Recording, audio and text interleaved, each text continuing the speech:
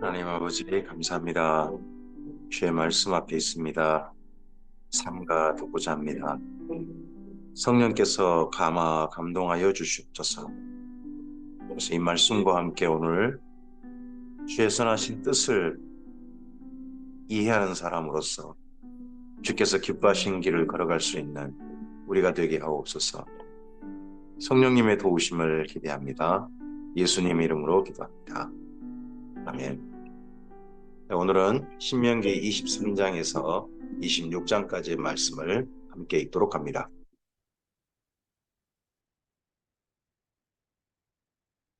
모세의 율법 설명이 계속 이어지고 있습니다. 신명이라는 말 자체가 명령을 되풀이하다 그런 말씀입니다. 그래서 실제로 그 이전의 말씀을 이미 시내산에서 또 그리고 지난 40년 동안 들었던 말씀을 다시 한번 되풀이해서 설명해 주는 형식으로 모세의 설교가 진행되고 있습니다. 그 중에서 23장입니다. 고환이 상한 자나 음경이 잘린 자는 여호와의 총회에 들어오지 못하리라. 이제 하나님의 총회, 여기에 들어올 자격에 대해서 이야기합니다. 사생자는 여호와의 총회에 들어오지 못하리니 10대에 이르기까지도 여호와의 총회에 들어오지 못하리라. 암몬 사람과 모압 사람은 여호와의 총회에 들어오지 못하리니 그들에게 속한 자는 10대뿐 아니라 영원히 여호와의 총회에 들어오지 못하리라. 암몬 사람과 모압 사람에 대해서는 영원히 이들은 결코 하나님의 사람으로 받아들일 수 없다 하는 겁니다. 근데 나중에 한 사람이 좀 우리는 떠오르게 됩니다. 이 말씀과 비교되는 한 사람이 룻기의 룻이죠. 룻기의 룻. 그가 모압 여인이잖아요. 그래서 모압 사람은 하나님의 총에 들어오지 못한다면 이 말씀 근거한다면 룻은 하나님의 총에 들어오지 못하고 구원받지 못한 사람이 될 수 있지 않습니까? 이 말씀이 이래도 실제로 그러함에도 불구하고 하나님께 다가온 사람을 하나님께서는 거절하지는 않으신다 하는 것도 생각해 볼 만합니다. 이제 이렇게까지 모압 사람과 암몬 사람에 대해서 강경하게 이야기한 이유는요.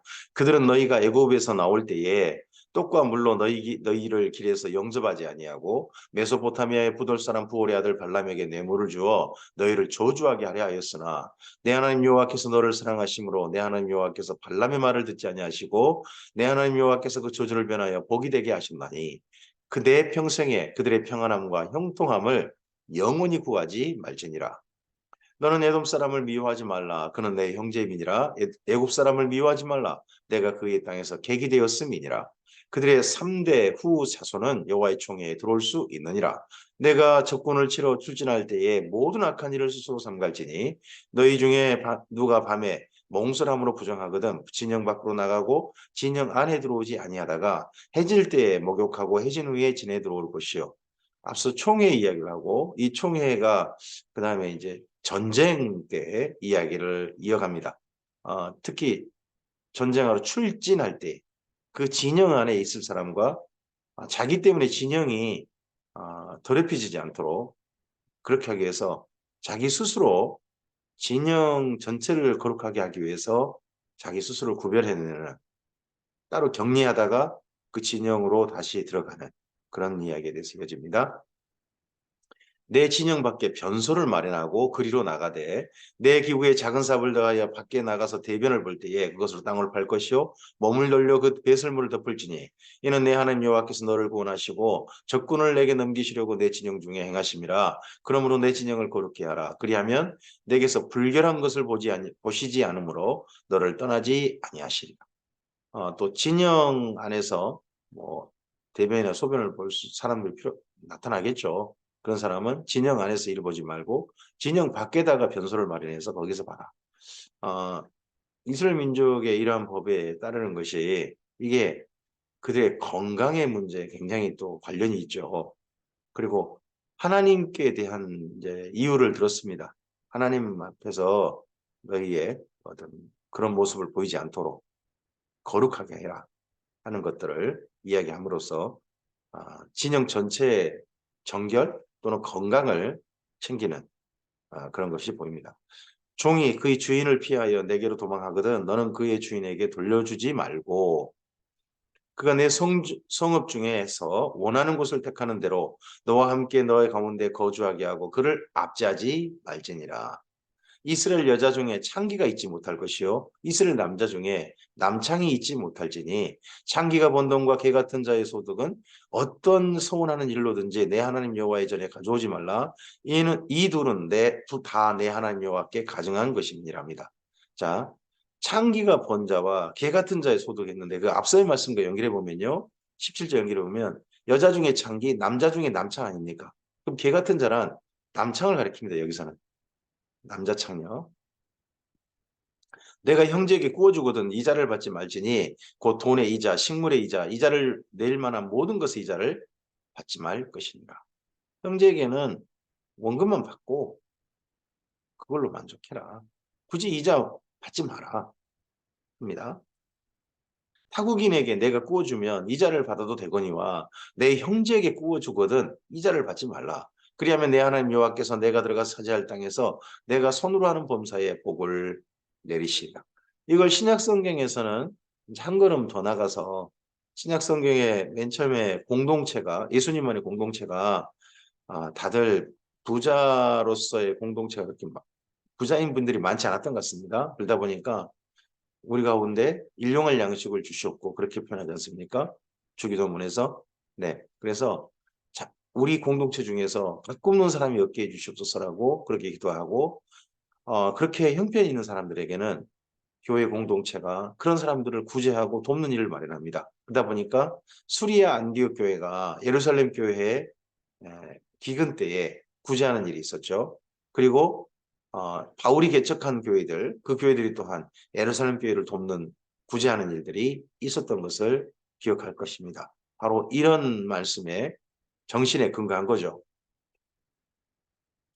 내 하나님 여호와께 서원하거든 갚기를 더디하지 말라. 내 하나님 여호와께서 반드시 그것을 내게 요구하시리니 더디면 그것이 내게 죄가 될 것이라. 내가 서원하지 아니하였으면 무죄하리라. 그러나 내 입으로 말한 것은 그대로 실행하도록 유의하라. 무릇 자원한 힘으로 내 하나님 여호와께 내가 서원하여 입으로 언약한 대로 행하지라. 예수님께서 이 말씀하시죠. 되도록이면 서원하지 마라. 서원하지 마라. 애초에 서원하지 않는 게 좋다. 하지만 서원했다면요. 여기 말씀처럼 언약한 대로 행하는 겁니다. 단 서원도 여기 성경에 있는 말씀에 근거해 보면 자녀의 소원은 부모의 허락이 있어야 되고요. 아내의 소원은 남편의 허락이 있어야 됩니다. 이런 부분들도 성경에 있다는 것도 한 걸음 더 보셔야 되겠죠. 내 이웃의 포도원에 들어갈 때는 내 마음대로 그 포도를 배불리 먹어도 되느니라. 그러나 그릇에 담지는 말 것이요. 내 이웃의 곡식밭에 들어갈 때에는 내 손으로 그 이삭을 따도 되느니라. 그러나 내 이웃의 곡식밭에 낫을 대지는 말지니라. 지금 이대로 하면 안 되죠. 지금은 아예 이런 거 했다가는 지금 현재 보면은 도둑으로 몰릴 수 있습니다. 성경이 이렇다고 해서 그렇게 하시면 안 됩니다. 네. 신명기 24장 사람이 아내를 맞이하여 데려온 후에 그에게 수치되는 일이 있음을 발견하고 그를 기뻐하지 아니하면 이혼 증서를 써서 그의 손에 주고 그를 자기 집에 내보낼 것이요 그 여자는 그의 집에서 나가서 다른 사람이 아내가 되리니와 그의 둘째 남편도 그를 미워하여 이혼 증서를 써서 그의 손에 주고 그를 자기 집에 내보냈거나 또는 그를 아내로 맞이한 둘째 남편이 죽었다 하자. 자, 이혼 증서를 써서 한 여인에게 줍니다. 그것은 그 여인에게 재혼할 수 있다라고 하는 뜻입니다. 당신은 이혼했어요라는 낙인이 아닙니다. 당신은 다른 남자와 함께 만나서 결혼할 수 있습니다라는 그런 증서입니다. 왜냐하면 이 당시에는 남자 중심 사회입니다. 남자 중심 사회고 남편이 없으면 여성이 할 일이 없어요. 지금 좀 여성이 일리한 직장이 많은 때가 아닙니다. 여성이 할 일이란 그저 구걸하거나 아니면 여성을 할 수 있는 게 창이라든지 그런 일밖에 없었다고 합니다. 그건 이대로 돌아갑니다. 그러니까 여성을 위해서는 여성이 어떤 한 남성과 결혼해서 일정한 사회생활을 할 수 있고 자기 생활을 그래도 할 수 있는 그런 과정이 있어야 되지 않겠습니까? 그래서 이혼증서는 원래는 여성을 위한 제도입니다. 여성을 위한 제도인데 그 여자는 이미 몸을 더럽혔은즉 그를 내보낸 전 남편이 그를 다시 아내로 맞이하지 말지니 이는 여호와 앞에 가증한 일. 것이라. 그래서 이혼을 앞서 첫 번째 한 남편이 그 다음 또 이혼한 다른 남자랑 결혼해가지고 또 이혼한 여인을 다시 첫 번째 남편이 결혼하거나 그런 일을 하지 마라. 그런 거죠. 너는 내 하나님 여호와께서 내게 기업으로 주신 땅을 범죄하게 하지 말지니라. 이런 일을 하면 땅이 범죄하게 되는 것이다. 그렇죠? 사람이 새로이 아내를 맞이하였으면 그를 군대로 내보내지 말 것이요 아무 직무도 그에게 맡기지 말 것이며 그는 1년 동안 한가하게 집에 있으면서 그가 맞이한 아내를 즐겁게 할지니라 합니다. 결혼 이제 신혼이면 군대도 갖지 말고 또 일도 맡지 말고 아내와 즐거운 시간 보낼 수 있도록 배려해라. 그런 거죠. 사람이 맷돌이나 그 위짝을 전당 잡지 말지니 이는 그 생명을 전당 잡음이니라. 사람이 자기 형제 곧 이스라엘 자손 중 한 사람을 유인하여 종으로 삼거나 판 것이 발견되면 그 유인한 자를 죽일지니 이같이 하여 너희 중에서 악을 제할지니라. 사형제도 같은 것이 성경에서 있는 이유가 뭐냐 그러면 그 사람을 죽여서 일벌백계 하라는 겁니다. 그래서 그런 악을 다른 사람이 또 저지르고는 그런 담대함을 갖지 못하게 하는 겁니다. 지금 우리나라 제도가 사람들의 인명을 귀하게 여기는 그런 유럽 제도를 닮아가다 보니까 한 가지 문제점이 뭐냐 그러면 하나님보다 더 자비한 거죠. 그러다 보니까 사람 같지도 않은 사람도 사람으로 취급해 주는 겁니다. 그러다 보니까 그게 사이가 하여튼 그런 사람이 계속 나타나게 되는 그런 단점이 발생하죠. 너는 나병에 대하여 삼가서 레위 사람 제사장들이 너에게 가르치는 대로 내가 힘써 다 지켜 행하되 너희는 내가 그들에게 명령한 대로 지켜 행하라. 나병 규례는요. 레위기에 근거해 본다면요. 네, 두 장에 걸쳐 있습니다. 13장, 14장, 레위기 13, 14장 두 장에 걸쳐 있어요. 근데 그걸 한 줄로 줄여버립니다. 여기 8절 한 줄로 줄여버렸습니다. 왜 그렇습니까? 나병에 관해서는 그게 정하다, 부정하다 하는 그런 것들 지시 그리고 어떻게 해야 될까요? 하는 지시는 제사장들의 판결과 제사장들의 지시를 따르라라는 겁니다. 요즘 같으면 뭘까요? 병에 걸렸으면 의사의 지시를 따르고요. 약을 먹고 싶으면 약사의 지시를 따르세요. 하는 말씀과 똑같습니다. 당신이 혼자 생각하지 말고 전문가와 상의하십시오. 하는 그런 이야기죠. 너희는 애굽에서 나오는 길에서 내 하나님 여호와께서 미리암에게 행하신 일을 기억할지니라. 내 이웃에게 무엇을 구워줄 때에 너는 그의 집에 들어가서 전당물을 취하지 말고 너는 밖에 서 있고 내게 꾸는 자가 전당물을 가지고 밖으로 나와서 내게 줄 것이며 전당물을 어, 잡히는 사람 적어도 자기가 돈을 빌리고자 해서 자기 물건을 맡기고 그리고서 돈을 빌리는 사람에게는 그 물건을 적어도 그 주인이 돈 빌리는 사람이 가져온 물건 그걸로 그냥 전당 잡아줘라 하는 거죠. 그가 가난한 자이면 너는 그의 전당물을 가지고 자지 말고 해질 때에 그 전당물을 반드시 그에게 돌려줄 것이라. 그리하면 그가 그 옷을 입고 자며 너를 위하여 축복하리니 그 일이 내 하나님 여 앞에서 내 공의로움이 되리라. 그러면 이 사람에겐요 돈 못 돌려받을 수도 있지 않습니까? 해질녘에 돌려준다면 돈 받았다는 말이 아닙니다. 돈 받지도 못했을 것 같은데 그냥 전당물 저녁이면 돌려줘라 하는 겁니다. 그냥 맨 처음에는 전당물 받고 그 돈을 빌려주더라도 저녁에는 바로 줘서 굳이 돈 받는 생각하지 말고 가난한 사람 위해서 그렇게 해라 하는 겁니다. 어떻습니까? 이런 정신 우리가 지킬 수 있겠습니까? 이게 구약 성경에서 요구하는 사랑이고 사실 이런 사랑이 신약 성경 정신까지 이어지는 겁니다. 공궁하고 비난한 품꾼은 내 형제든지 내 땅 성문 안에 우구하는 객이든지 그를 학대하지 말며 그 품삯을 당일에 주고 해진 후까지 미루지 말라. 이는 그가 가난함으로 그 품삯을 간절히 바랍니다. 품삯은 반드시 그날 당일 주어라. 일꾼에게 이런 일을 시킨 사람이 품삯을 다음을 미루거나 하면 그거 엄청난 악이라는 거죠. 그가 너를 여호와께 호소하게 하지 않게 하라. 그렇지 않으면 그것이 내게 죄가 될 것입니다. 우리나라에도 회사를 운영하는 사람들이 그 임금을 안 줘가지고 그 직원들이 계속 일하다가 회사 그냥 부도나버리고 해가지고 삶이 힘들어진 그런 사람들 맞지 않습니까? 그거 엄청난 죄라는 겁니다.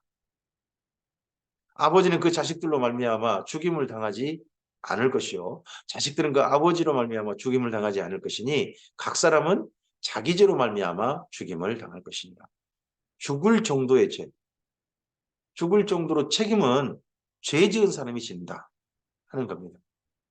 어, 너는 객이나 고아의 송사를 억울하게 하지 말며 과부의 옷을 전당 잡지 말라. 너는 애굽에서 종되었던 일과 내 하나님 여호와께서 너를 거기서 속량하신 것을 기억하라. 이러므로 내가 내게 이 일을 행하라 명령하노라. 과거 힘들고 어려웠던 애굽 생활이 있었다. 그런 것처럼 내 주변에 힘들고 어려운 사람이 있으면 너의 옛날에 그 처지를 생각해 봐라. 그때 누가 도와준다면 너 얼마나 그때 참 기쁘고 고마웠냐 하는 거죠. 그런 것처럼 오늘 그런 사람 보면 그냥 외면하지 말고 꼭 좀 도와주고 그렇게 살아라 하시는 거죠. 내 이웃을 사랑하라 하시는 말씀인 거죠. 이러므로 내가 내게 이 일을 행하라 명령하노라. 내가 밭에서 곡식을 벨 때에 그 한 뭇을 밭에서 잃어버렸거든. 한 뭇? 뭐 우리 같으면 곡식 단 한 단? 뭐 그런 거겠죠. 다시 가서 가져오지 말고 나그네와 거와 과부를 위하여 남겨두라. 그냥 그거 남겨두면 그리하면 내 하나님 여호와께서 내 손으로 하는 모든 일에 복을 내리시다. 이삭 줍는 사람이 있단 말이죠. 룻이 모압 땅에서 와가지고 그의 시어머니 나오미를 섬기기 위해서 밭에 가가지고 밭을 가꾼 사람은 아니니까 곡식 거두는 밭에 가서 뒤에 떨어진 이삭을 줍는 사람도 있지 않습니까? 주었지 않습니까? 예, 그런 사람을 위해서 그냥 남겨둬라. 남겨둬라. 그것도 자비죠. 이웃을 향한 사랑이죠. 내가 내 감람나무를 떤 후에 그 가지를 다시 살피지 말고 그 남은 것은 객과 고아와 과부를 위하여 남겨두며 내가 내 포도원에 포도를 딴 후에 그 남은 것은 다시 따지 말고 객과 고아와 과부를 위하여 남겨두라. 농사한 거 가꾼 것들 혼자 먹지 말고 거두고 난 다음에 이웃들과 함께 먹어라. 그것이 남겨두면 가져오면 나한테도 이익이 되죠. 내 양식이 되죠. 근데 그것이 정말 간절한 사람도 있다. 그 사람들 위해서 남겨두라. 너는 애굽 땅에서 종되었던 것을 기억하라. 이러므로 내가 내게 이 일을 행하라. 명령하노라. 신명기 25장입니다. 사람들 사이에 시비가 생겨 재판을 청하면 재판장은 그들을 재판하여 의인은 의롭다 하고 악인은 정죄할 것이며 악인에게 태형이 합당하면 재판장은 그에게 엎드리게 하고 그 앞에 그의 죄를 따라 수를 맞추어 때리게 하라. 의인을 의롭다 하고 악인을 악하다 해야 됩니다. 악인은 정죄해야 됩니다. 이게 재판의 기본입니다. 근데 정반대로 죄가 없는 사람을 악하다고 해가지고 심지어 죽여버린다든지 죄가 있는 사람을 갖다가 무죄하다가 해준다든지 그거 엄청나게 잘못이죠. 더구나 기독교인들이 만약에 이런 잘못된 재판 같은 데 참여한다 그러면 정말 하나님께서 부끄러워하시는 일인 거죠. 40까지는 때리려니와 그것을 넘기지는 못할지니 만일 그것을 넘겨 매를 지나치게 때리면 내가 내 형제를 경히 여긴 것이 될까 하노라. 그래서 40까지 못 때리는 거죠. 39대. 40에 하나를 가면 매를 나중에 이스라엘 민족이 출교 의식에 사용을 했습니다. 신약 성경에서 많은 유대인 기독교인들이 이 출교 의식을 겪었을 것입니다. 40에 하나 가면 매를 맞고 여기 말씀 지킨다고 유대교 사람들 그렇게 한 거죠. 곡식 또는 소에게 망을 씌우지 말지니라. 형제들이 함께 사는데 그 중에 하나가 죽고 아들이 없거든.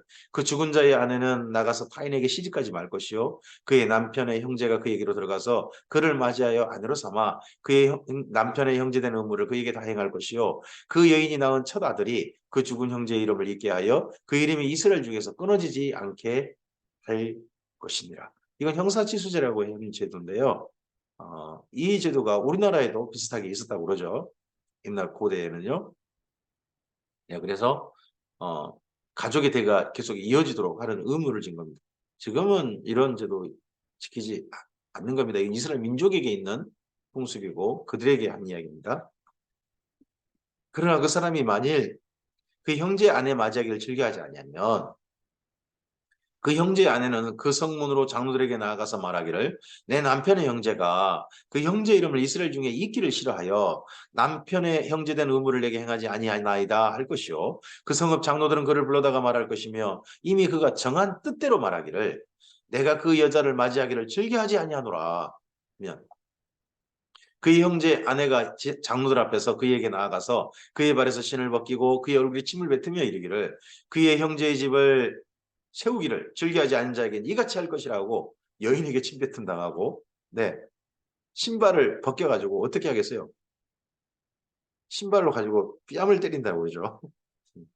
아 그런 치욕을 당하는 거죠. 그래도 나는 이 여자를 뭐 형님의 또는 내 형제의 아내로서 대를 있게 주는 건 결코 하지 않겠다. 한 사람이기 때문에 그런 일을 당한다는 거죠. 이스라엘 중에서 그의 이름을 신복김 받은 자의 집이라 부를 것이. 이런 창피까지 당하더라도 난 그렇게 못한다. 한다면 그렇게 해야 한다는 겁니다. 그만큼 이스라엘 민족은 대를 잇는 것이 중요한 일이었다는 거죠.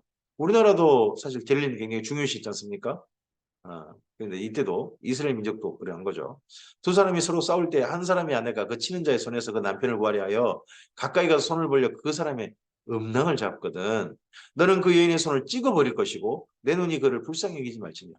이 정도 대를 잇는 게 중요시하다 보니까 네 서로 대를 잇는 데 중요한 남성의 부위를 결코 공격해서는 안 된다 하는 게 뭐 이런 기본적으로 있는 거죠.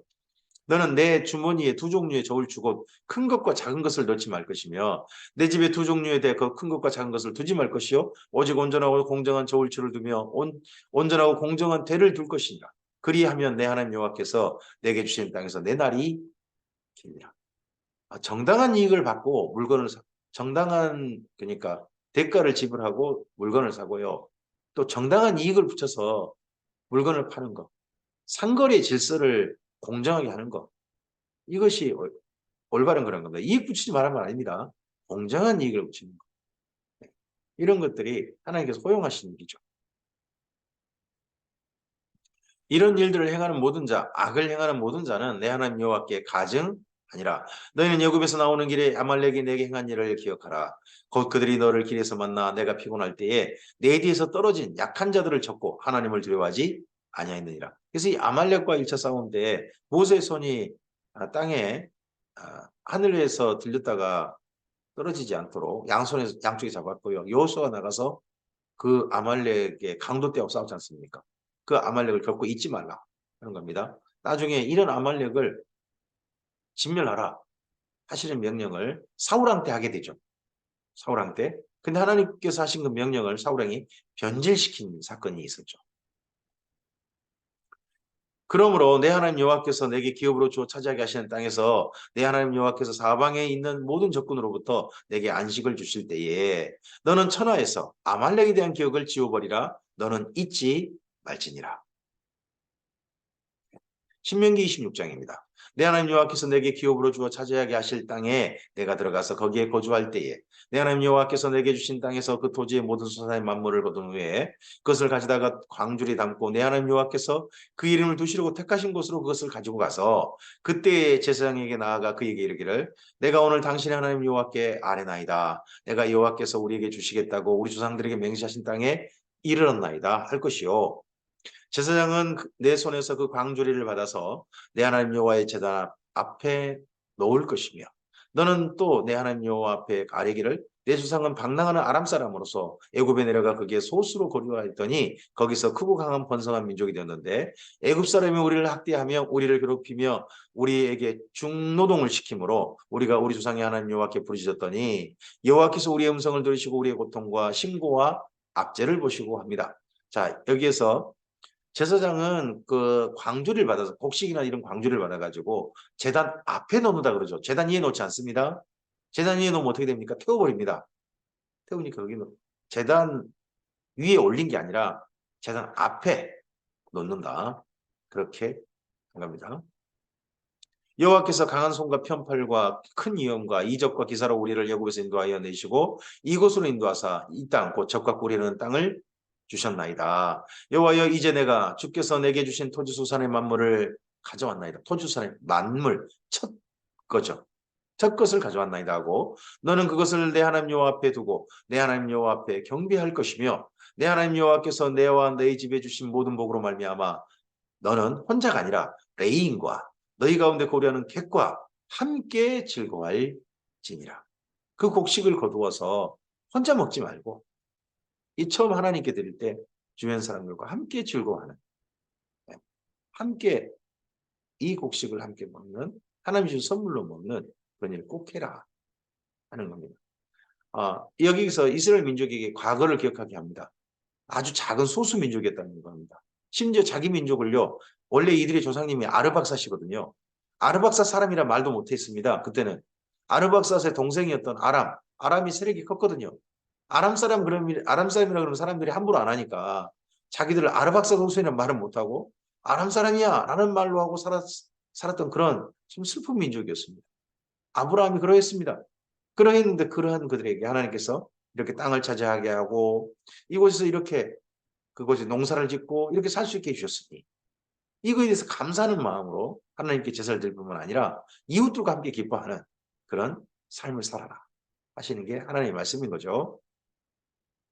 셋째 해, 곧 11조를 드리는 해에 내 모든 소산의 11조 내기를 마친 후에 그것을 레이인과 객과 고아와 가부에게 주어 내 서금 안에서 먹고 배부르게 하라.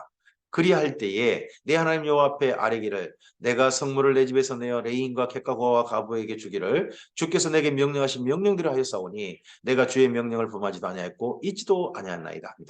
11조를 해서 두 번 다르게 됩니다. 11조를 원래는 레이인을 위해서 먼저는 택하신 곳인 성전이나 성막에 가져와서 드리는 거죠. 근데 3년은요. 3년째는 11조를 객과 고아와 가부를 위해서 줍니다. 자기 주변에.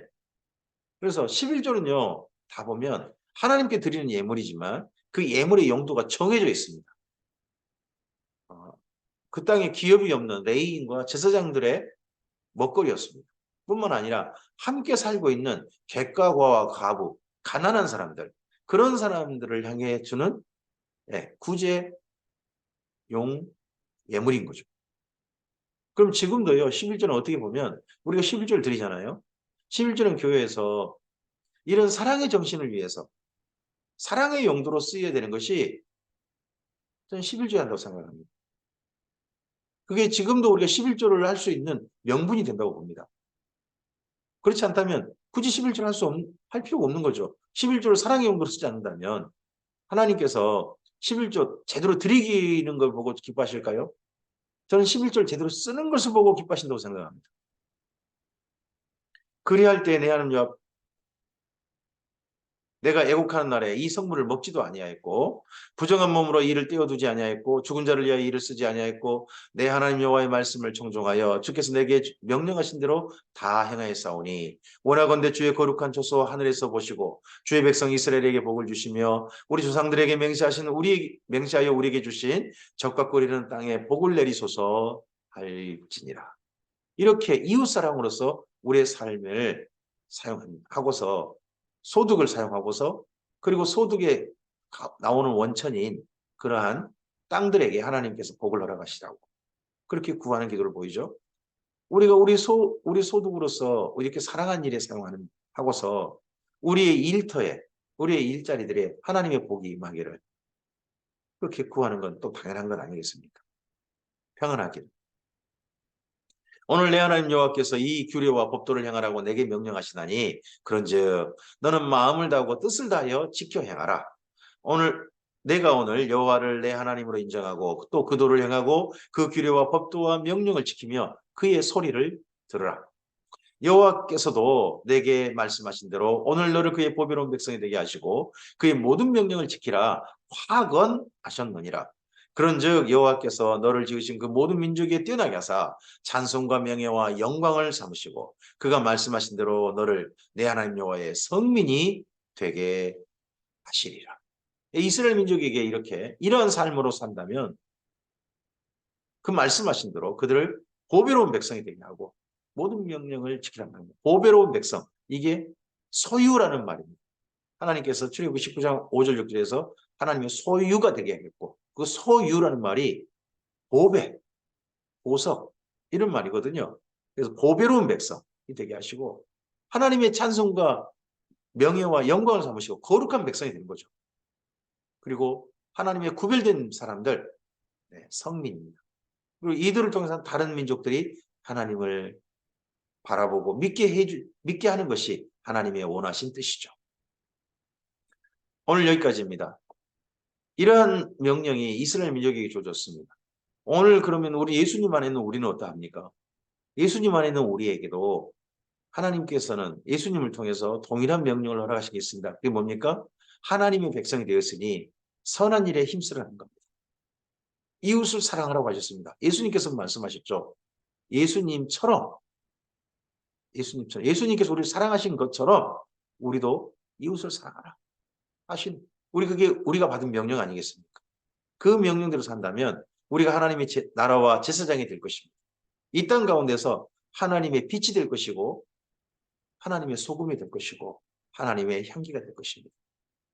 그래서 이 땅에 우리가 부자로 사는 것이 명예가 아니라 하나님의 백성답게 사는 것이, 사랑하며 사는 것이, 우리가 구별하고 우리 자신을 정결하게 하고 그렇게 하는 것이 바로 이 땅 가운데서 빛나는 사람들, 하나님의 명예가 되는 그러한 우리의 삶일 겁니다. 그러한 삶으로 오늘 하루 나아가길 바랍니다. 주께서 그렇게 나아가는 우리들과 함께 하실 것입니다. 감사합니다.